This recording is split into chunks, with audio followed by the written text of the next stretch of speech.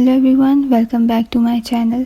आज की इस वीडियो में हम अपवर्क का ओवरव्यू डिस्कस करेंगे कि आप अपना अकाउंट किस तरह से क्रिएट कर सकते हैं और आपने अपना प्रोफाइल कंप्लीट किस तरह से करनी है। प्रोफाइल अप्रूवल के हवाले से भी डिफरेंट पॉइंट्स हैं जो हम डिस्कस करेंगे।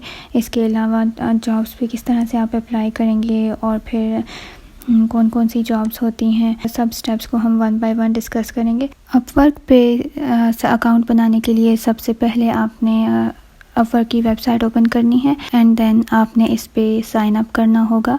और साइन अप करने के लिए जितनी भी इंफॉर्मेशन रिक्वायर्ड होगी आपने वो डिटेल्स एंटर करनी होगी, ईमेल एड्रेस वगैरह। फर्स्ट स्टेप कंप्लीट करने के बाद हम मूव करेंगे सेकंड स्टेप की तरफ, और हमारा सेकंड स्टेप है प्रोफाइल कंप्लीशन। आपने अपनी प्रोफाइल कंप्लीट करनी होगी। प्रोफाइल कंप्लीट करने के लिए सबसे पहले आपने जो अपना नेम चूज़ करना है वो रियल नेम चूज़ करना होगा। आपने वहाँ पे वही नेम यूज़ करना है जो कि आपके NIC में है। जब आपकी प्रोफाइल अप्रूव हो जाती है तो प्रोफाइल वेरिफिकेशन के लिए आपका जो अपवर्क का अकाउंट है उसकी वेरिफिकेशन के लिए आपको NIC की फ़ोटोज़ भी अपलोड करनी होती हैं। तो आपने वही नेम यूज़ करना है जो कि आपका रियल नेम होगा। आपके NIC पे जो नेम होगा आप अपनी प्रोफाइल का वही नेम यूज़ करें ताकि बाद में कोई भी डिफ़िकल्टी ना हो। और नेम चूज़ करने के बाद आपने अपनी प्रोफाइल पिक्चर जो यूज़ करेंगे वो प्रोफेशनल पिक्चर होनी चाहिए। नेम एंड प्रोफाइल पिक्चर के बाद जो हमारे पास स्टेप आता है वो एजुकेशन का आता है। आपने अपनी रेलेवेंट एजुकेशन ऐड करनी है जो आप सर्विसेज अपवर्क पे सेल करेंगे। अगर आपकी एजुकेशन उससे रिलेटेड है तो उसको मस्ट एंटर करें, और अगर उससे रिलेटेड नहीं है तो आपके जो सर्टिफिकेशंस या कोर्सेज या ट्रेनिंग जो भी आपकी स्किल्स से रिलेटेड है उनको मस्ट एंटर करें। एजुकेशन ऐड करने के बाद नेक्स्ट जो स्टेप आता है वो है स्किल्स ऐड करने का। आपने अपनी स्किल्स रेलेवेंट स्किल्स आपने ऐड करनी है, क्योंकि जितनी रेलेवेंट स्किल्स आप ऐड करेंगे उतनी रेलेवेंट आपको जॉब्स शो होंगी। एंड स्किल्स ऐड करने के बाद हमारे पास जो नेक्स्ट स्टेप आता है वो है पोर्टफोलियो का। आपने एक अच्छा सा पोर्टफोलियो बना के अपलोड करना होगा अपवर्क पेज। और अगर आपके पास प्रीवियस एक्सपीरियंस है तो आपने अपने वही work samples as a portfolio show करने होंगे। लेकिन अगर आप बिगिनर हैं और कोई सैम्पल्स नहीं हैं आपके पास वर्क सैम्पल्स, तो आपने सैम्पल प्रोजेक्ट्स क्रिएट करने होंगे ताकि जब आप किसी जॉब पे अप्लाई करें तो क्लाइंट्स को आप सैम्पल्स शो कर सकें और आपको जॉब गेन करने में कोई डिफ़िकल्टी ना हो। एजुकेशन भी ऐड कर ली, स्किल्स भी ऐड कर दी, इसके अलावा पोर्टफोलियो भी ऐड कर लिया। देन आपके पास जो ऑप्शन आता है वो है एक्सपीरियंस ऐड करने का। तो अगर आपके पास कोई एक्सपीरियंस है, जॉब एक्सपीरियंस है, तो आप वो भी ऐड कर सकते हैं। अगर कोई फ्रीलांसिंग का एक्सपीरियंस है किसी और वेबसाइट का तो आप वो भी ऐड कर सकते हैं। जो भी एक्सपीरियंस आपका है आपने वहाँ पे ऐड करना है। और प्रोफाइल कंप्लीशन के लिए आपकी 100% प्रोफाइल कंप्लीट होनी चाहिए। और जैसे जैसे आप अपनी ये डिफरेंट कैटेगरीज़ को ऐड करते जाएंगे तो आपके पास परसेंटेज लिखी हुई आ जाएगी कि आपकी कितनी % प्रोफाइल कंप्लीट हो चुकी है। जब आप अपनी प्रोफाइल कंप्लीट कर लेंगे तो नेक्स्ट स्टेप आपके पास आएगा प्रोफाइल अप्रूवल का, और आपकी प्रोफाइल अप्रूव हो जाएगी अगर उसमें कोई मिस्टेक नहीं है। मोस्ट ऑफ़ द टाइम्स जिन लोगों की प्रोफाइल अप्रूव नहीं होती उनकी मेन रीज़न होती है उनका पोर्टफोलियो या उनका डिस्क्रिप्शन अच्छा नहीं होता, या उनकी कुछ ऐसी मिसिंग डिटेल्स होती हैं जो वो ऐड नहीं करते, या फिर उनकी स्किल्स जो वो सिलेक्ट करते हैं वो स्पेसिफिक स्किल्स नहीं होती।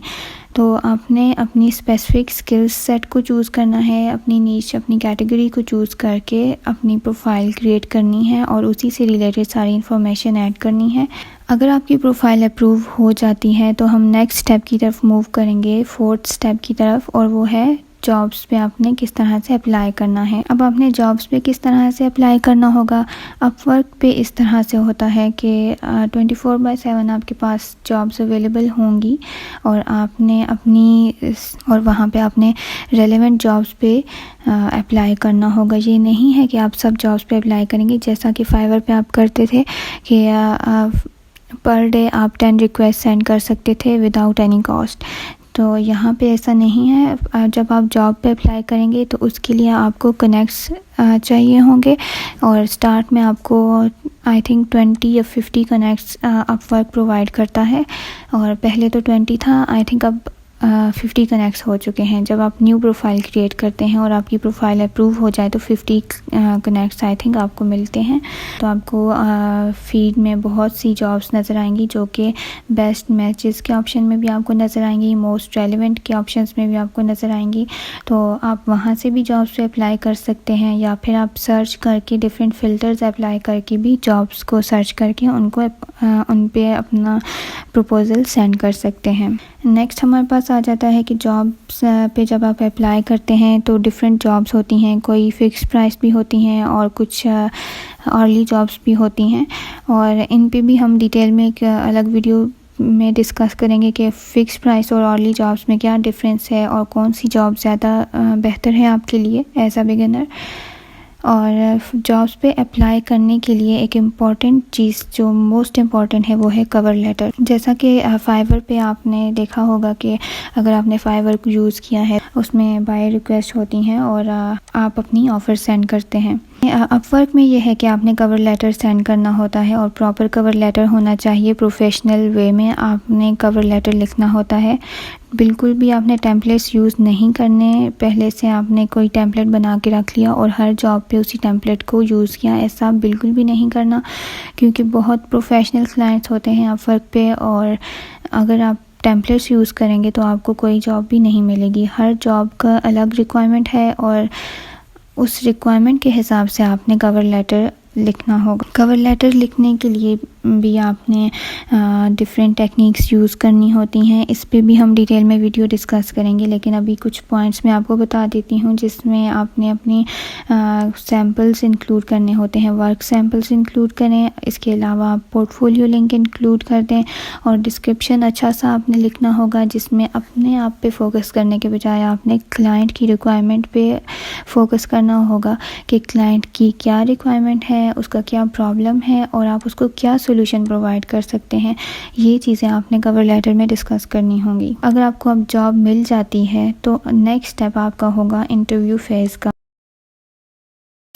इसमें अगर क्लाइंट को आपका कवर लेटर अच्छा लगता है और क्लाइंट आपसे कांटेक्ट करता है तो आपका इंटरव्यू फेज़ स्टार्ट हो जाता है। जब आपको क्लाइंट अपने प्रोजेक्ट के बारे में बताए तो उससे जितना हो सके आपने क्वेश्चनिंग करनी है उसके प्रोजेक्ट से रिलेटेड, ताकि उसको ये फ़ील हो कि आप उसके प्रोजेक्ट में इंटरेस्टेड हैं और ये जॉब आप करने के लिए एक्साइटेड हैं और ये जॉब आप हासिल करना चाहते हैं, ताकि वो आपको ही चूज़ करे और उसको ऐसे क्वेश्चनिंग करें और उसको इंगेज रखें थ्रू आउट द प्रोसेस कि वो आपको जॉब असाइन कर दे।